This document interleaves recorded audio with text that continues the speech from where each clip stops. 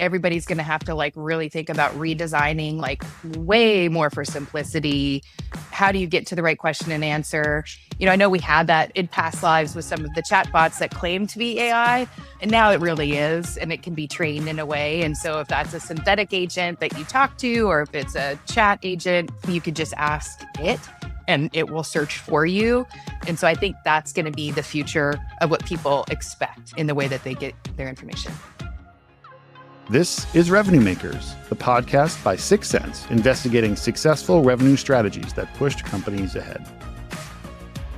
AEO, GEO, SEO, AI. What's going on with all of that? So we've talked a little bit before about what's happening in search and how the LLM search and all the different AI tools are just kind of throwing the entire buyer journey into a little bit of a tailspin. So I am super excited about today's conversation with Sydney Sloan, who's a CMO over at G2 and has an amazing background at some other brands, including SalesLoft, Adobe, and a few others as well.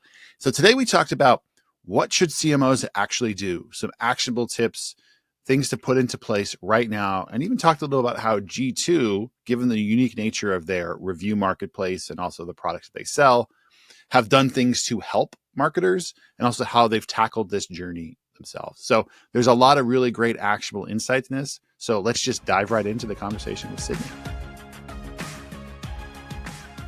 Sydney Sloan, thank you. I'm excited to have you here. We're going to dig in. It's great to be here. It's great to connect again with you, Adam. Always like it. Yeah. Yeah. You are, I see you everywhere in G2, and our topic today on AI, you're certainly doing a lot with it. And I think G2 has sort of become the center of a lot of B2B. So lots to talk about. So I was looking forward to this one for a while. So now you have led some great brands across B2B. You're at G2 now, which I'm sure there's nobody who's listening who hasn't heard of that. But, we've been talking about AI, LLMs, AEO, GEO, SEO, every acronym under the sun.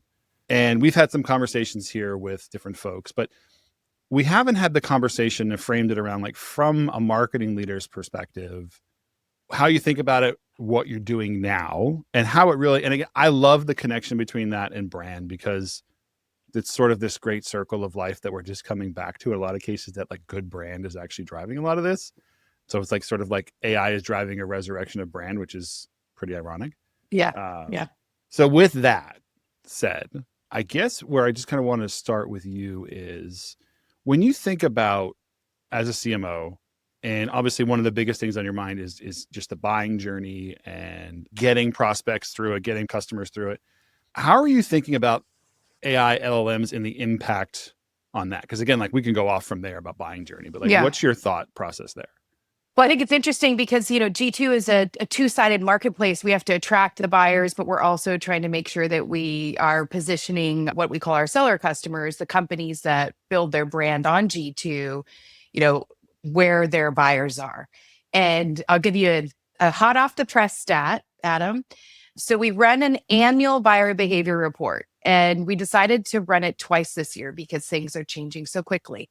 So when we shared, we launched it at SaaStr, and the headline was that 4 out of 5 people would use an LLM as part of their buying process, the whole thing. And 29% started specifically with ChatGPT, Claude. Like we listed the 5 and we excluded the Gemini summary on purpose. So 29%, so almost a third. We asked the same question again. We just redid the study last month. That 29% jumped to 50% in 4 months. It's a 71% increase in 4 months. And so when you think about as a CMO, as a marketer, you have to build your brand where your audience is. And 50% of people are starting with the LLM. Now, we sit here and we're, oh my gosh, we're shocked, but 90% used to go to Google. And that's why we built our whole strategy around Google and Google search for the last 25 years. And so, this is a dynamic shift and a very quick shift. And so, yes, now buyers are starting, your prospects, your customers are living in these LLMs instead of Google. It's kind of interesting because there's 5 of them that are like the top 5. But another question that we asked was for work, which is your LLM of choice, ChatGPT is 3x ahead of any of the other ones. The second one was actually Microsoft Copilot. And I think that's because that's what's provided for work. So you have the benefit. And the third one was Gemini. Again, that's embedded into their operating systems, right? So if you do have to start to pick, okay, where do I want to, invest my time and effort to make sure I'm showing up? Those are the top three based on our survey. I mean, I think where Yeah. we're shocked on that is not necessarily the percentage, it's the speed, right? Because if you could go Right. back and see how long did it Both. take Google to go from their Yeah. 0 to, it's a lot longer than 4 months or the 25% Yeah. increase or whatever. That's Right. nuts. I mean, I was there back in the day, right? It was Yeah. Netscape and then Google and Bing. And you're like, which one do we pick? And does anybody actually like, I think we were running ads on Bing for a little while for Europe, but there was clearly just one spot. Now it's different. So, All right. So that overwhelming stat, 50%. And again, like every day on LinkedIn, SEO is dead. Everything's dead, basically. We're all dead on LinkedIn. But anyway, when you think about LinkedIn. that, LinkedIn lives, everything else dead. When you think about that transition, and again, you have such a unique, because you probably saw your content, your reviews, like earlier than a lot of the other folks who were getting on board, like getting consumed, getting quoted. But what are you doing? And what does it mean from like both sides of the marketplace in terms of how you're changing, like you're sort of traditional, like you're trying to get people to come and become, paid G2, companies, but also you're trying to attract folks to go and create. So how do you, like, what are you doing? What does it mean, I guess, for you? Because it's so two different worlds. So the from to, I mean, we were playing the SEO game just like everybody else. And, in the news, you saw like HubSpot's rapid decline. We're not a public company, so we didn't put ours out there. But yeah, we started to see a decline in our organic traffic and the way that we were managing, before you could type in a comparison, sales offers outreach, and you would see like the paid ads, and then G2 would be right underneath that just because of the volume of traffic that we had and how we built our algorithms to feed Google at the time. And so we were very early on.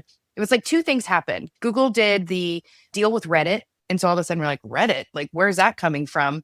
And then the Gemini, the summaries started to appear. And I actually saw this when I was still at Dorada before I joined G2, and was kind of like, what's going on? Like our traffic was just starting to go down. And so that was May of 2 years ago, because I've been here a year and a half ago, right? But we saw it dramatically, and then that shift. So I think the benefit of G2 is that we saw it early, and from the get-go, we were already deep in testing, like, how do we show up in LLMs? We were, I think, one of the first to find, we're calling it AEO now, the answer engine optimization tools that were out there, very early days. We just announced our partnership with Profound, which is who we were using, and so we built with them. So and we can double click into this. So you could see what was influencing. So you can see how your brand is showing up and what is influencing. And I think that is the transition everybody's making. So, what we were spending on SEO and organic is moving, and we could speak specifically to that approach. But obviously that's moving, and people have to figure out, okay, like, how am I showing up? And what do I do to become part of the answer economy in those LLMs? So I'm happy to go into specifics as we get through the conversation. Yeah, it's interesting. Like your content creation efforts, and actually I was on the other end of an interview with your content team, which was great, for I think a piece that's going live pretty. And you have this insights world, a section of your site and content and so forth, getting a little bit more tactical. But when you think about how you're changing your content strategy for AEO, and this sort of like, again, it's like becoming the world of, like you said, the answer economy, creating everything question answer. Like, what are some of the key themes that you're seeing or you're creating in your content to say, okay, like this is going to position. And again, this is fascinating because you're positioning your reviews, but you're also positioning the folks that you want to, you're monetizing as well, like content strategy wise. Exactly. So the way that I'll recommend it for your audience, and I can say a couple extra things that we do from the marketplace perspective. But, for your audience, and the way that I'm continuing to learn alongside other great CMOs, like, okay, how do we solve this? The first is coming back to your ICP. That hasn't changed. The ICP is the ICP, but you can start to include more behavioral. And so we can talk about signals a little bit, but just specifically for AEO, you take your ICP, you look at your persona, and you build out the jobs to be done framework for the persona. So where before the content strategy was like, what keywords, and you'd use Ahrefs and you'd be like, here are the keywords that are indexing. And you go to, I would go to 6sense and like, how do those keywords map to like my campaigns, and build your structure that way. And that now it's, what are the jobs to be done for the personas that I want to influence, that I want to build my brand with? And interestingly, that same answer engine can fuel all of your content strategy, because you're also, those same people are on LinkedIn. And so it's like, that's where you start beyond just the problem you solve. So before we were doing SEO for the problems we solve, now we need to like broaden it to all the challenges they're facing, so you can start to build the brand influence before they're actually searching for something. So if you become that answer, which was kind of like what some of the really sophisticated SEO teams were trying to do. Like if you searched how to set up a campaign plan or like best practices in project management, you still might end up in HubSpot's blog, even though they didn't offer that. So that same concept still applies, I think. And so that's the first thing, is like anybody can just go and do that now. But the second thing is investing in an AEO platform. Now, here's an interesting stat. Back in April, when we introduced those platforms, we were calling it GEO at the time, there were only 7 vendors in the category. So it couldn't be an official category yet, because you have to have 10 plus, and they have to have 150 total reviews. That's how a category gets lit up, FYI. And so in April, there were 7 of the AEO companies. Now there are 67. So we need a map now. We need a Lumascape, MarketScape. Right. I mean, like, talk about category That's explosion, right? But that is part of the answer. How do I figure it out? Well, jobs to be done. Start creating your content, investing in an AEO tool that will allow you to start to see what are the citations that are driving those answers. That partnership I mentioned with Profound, we are providing that to our customers at the category level. So if you're a paid G2 customer, you can see the citations for the categories. That's the work we're doing to prove that we're helping build the brands to help people understand. So that's a value add that our customers will now see from us. But if they want to go to that next level where they're seeing it for their company, then they would invest in one of those 67 vendors in the AEO category. And what you see is like, okay, here's what's coming up. These are the questions that my brand is associated with. So I understand like, okay, where am I today? And then it'll give you the listing of citations. Who's the people that are answering that? And that's why you start to see Reddit threads, because the LLMs index on user generated content. And so Reddit threads are user generated. G2 is user generated. And so you want to make sure that your reviews are up to date, are based on the questions that your customers are having. So it also might have an impact on your review strategy. And the thing that is unique to G2 versus other reviews, and this is why, we're showing up more than others, 2 things. One, we do not gate our reviews. So a lot of the other vendors, have walled gardens, and they don't expose the reviews because that's part of their paid monetization strategy. For us, that's not. The other thing is it's looking for confirmation. So not just a single source, but multiple sources that will, validate that the answer is the answer. And G2, we syndicate our reviews. A lot of people don't realize that. So when somebody leaves a review on G2, it's on G2, but then we also syndicate it to AWS, to Azure Marketplace, to Ramp. We have like 15 or 20 different marketplaces that use our reviews to power their marketplaces. So it sees that as the confirmation of the right answer, because those reviews are distributed in multiple places. This double click on that review strategy thing a bit, because I think that's really interesting, because our audience, we probably have, overlap of coverage between customers that, that is significant. How are you guiding your paid customers that are, again, like they're out there, they're continuing to work with their customers to grow reviews and make changes? And maybe some of this you're doing in a sense for them, where you're kind of like redesigning or rethinking. But what are some of the recommendations you're making to your customers specifically? Say like, hey, here's how you can, we're doing a lot, but here's how you can help your reviews and how you can change the focus of reviews. It's a great question. So first of all, you don't have to be a paid customer to put reviews on G2, right? So we do offer that ability. If they want to run their own review campaigns, they can. But the additional value that we will bring, and we're innovating a lot here, which is really fun. So you can run a campaign. You can run a campaign out of G2 that helps you set up the incentive programs. It's, believe it or not, if you don't incentivize people, they don't do the behavior. And so, having the gift card is part of the equation. I've tried it all different ways. It is just how it's human behavior. So the reviews aren't paid for, but in order to incentivize behavior, you have to give a carrot. So that can be run out of G2. So we manage the whole incentive campaign structure. We also provide some funding depending on what level you're on. So we get you started. And then the other things that we've recently introduced, which is really cool, is now we have AI voice reviews. So before it was like a survey, it might take, 10 to 12 minutes. Now you can be interviewed by an AI agent that will take you through. It's longer form answers because it's natural people are talking. It's just much easier for the end user to be interviewed. So that's a new capability that we recently introduced in June. We also just introduced this September that we could take transcripts. So like your Gong recordings or your Zoom recordings. And when a customer says like really nice things, we'll take that, we'll generate a review, and then they can approve it and it'll be uploaded. So we're just trying to make it a lot easier to get the reviews generated. And, we're looking for like where other places that, we can be wherever the users are to be able to generate that. So we've also built integrations into the customer lifecycle platforms like Dito and Base, user evidence. Those can now, like when they're interviewing, create reviews. So all of those are, more new ways to do it.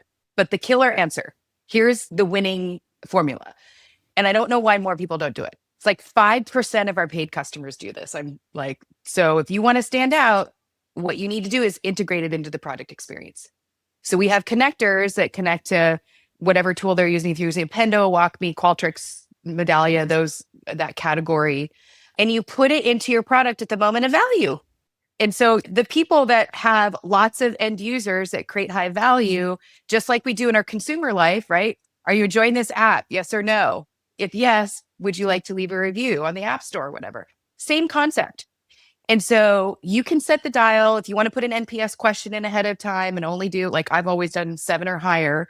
The most believable number is 4.6. I know everybody wants like 4.8, 4.9, but studies show that 4.6 is the most believable. And, if somebody leaves a constructive review, you need to respond to it. And so like, again, looking at other review platforms like TripAdvisor, if somebody has an issue and the management responds, you're like, oh, they're listening. Okay, I know that they're fixed. It creates that trust. That is the trick. That is the always on review strategy.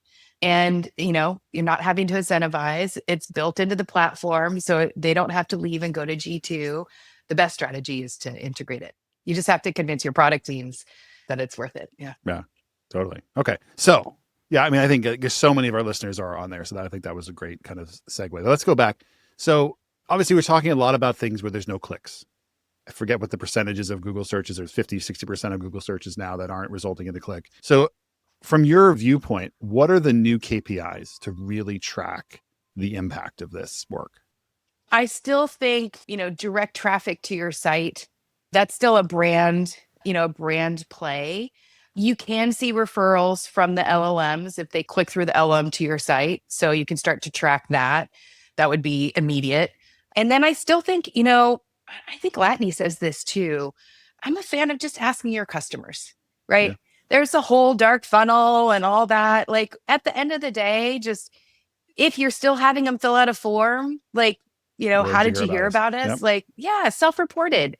And I think that's giving the most insight as to what it was versus these crazy attribution. I mean, we could go down the rabbit hole of attribution, but just ask your customer, what was it that influenced them to like come and want to meet with your teams? And I think that's it. By the way, every customer gets the ability to ask to review 2 questions on their review form. So you could put that on your review form as another data input.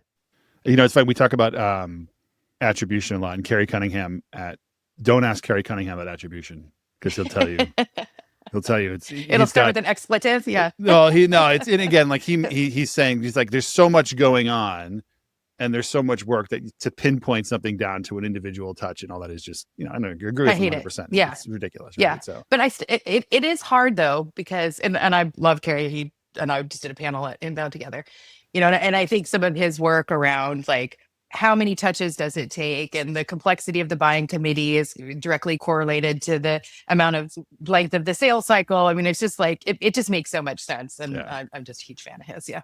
Actually, and I won't steal his thunder, but his third year of the buyer experience report is going to be dropping soon. And we have a whole piece about the impact of LLMs on that whole buying journey.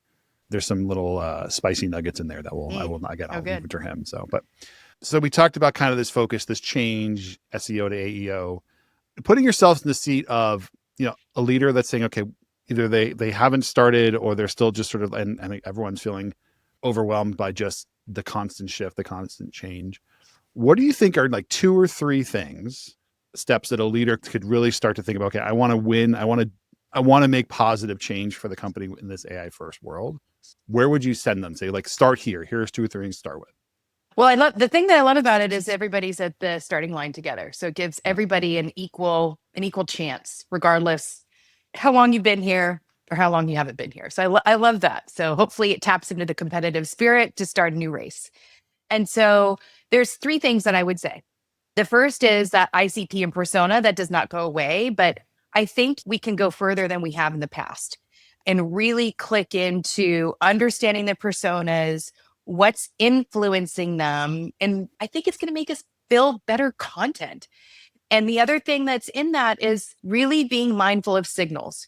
So my controversial statement is that I think you should just turn off your marketing automation platform. Just turn it off.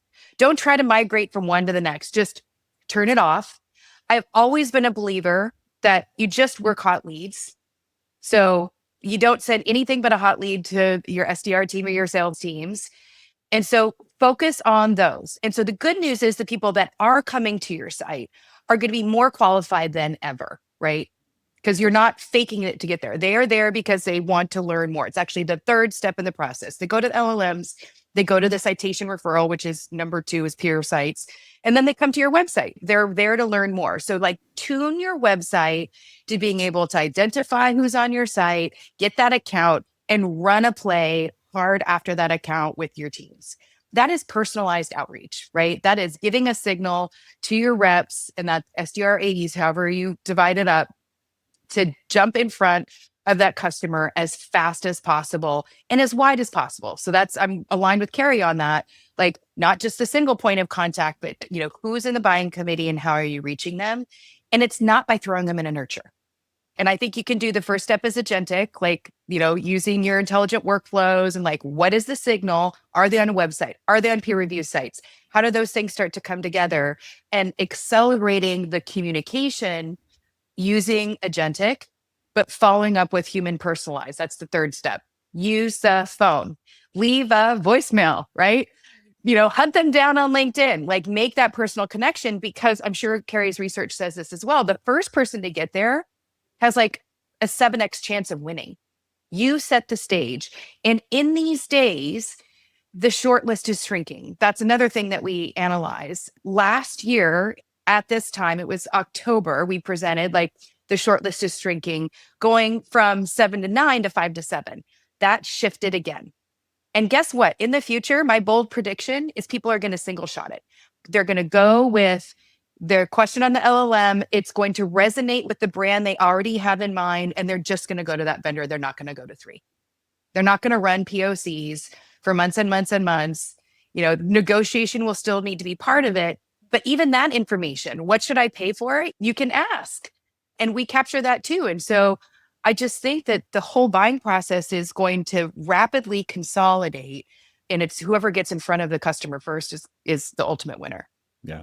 It's like we talked about years ago, ungating. You want less friction and you want no gatekeeping. But now, no gatekeeping, but everything is in the open information now, even more than ever. Like you said, down to the pricing, which has always been especially in communities, right? You're in CMO Coffee Talk, and you always can see there's conversations what are you paying? What's the contract like? Yeah. It's just all out there in the open. It's forget it about. If you don't ask, shame on you, right? If you go in blind, you're that's, we've been doing this long enough to know. I think the other thing in there is I think about, what are the complex questions that people are going to ask? So they're no longer going to go, who's the best ABM platform? They're going to say, what is the best platform for solving this problem that integrates with this and does this and has this? And so it needs to tie all those pieces together. And that's how we're like building G2.ai. So we're using like, we're capturing integration questions now. And like, I think that is the future there. The specificity of the question is going to go deep. And so that's another thing to think about is like, how are you building out your integrations pages? How are you talking about how your product performs with these products and your case studies, writing them in a way that like makes that easily surfaceable. And then the other thing that we didn't talk about yet, Adam, is like, what is the future of the website? And how do you build your websites to optimize for the LLMs to, index off of them? Because they do. You watch when they're doing their research, they ultimately will come to the websites and look. And so how do you structure your websites for the human interaction versus the AI interaction? And will there be two?